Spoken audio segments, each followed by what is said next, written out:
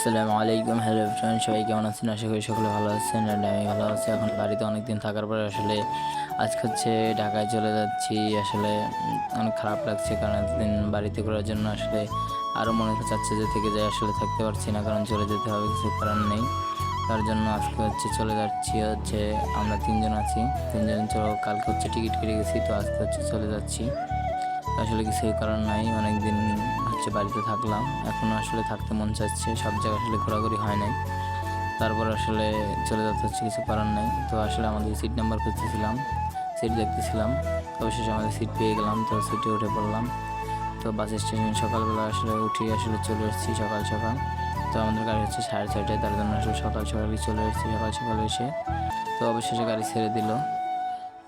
অবশেষে গাড়ি ছেড়ে দিল। তো এখন ঢাকার উদ্দেশ্যে চলে যাচ্ছি, আবারও শহরে চলে যাচ্ছি। আসলে এতদিন ঘুরে গাড়িটা ভালোই কেটেছে।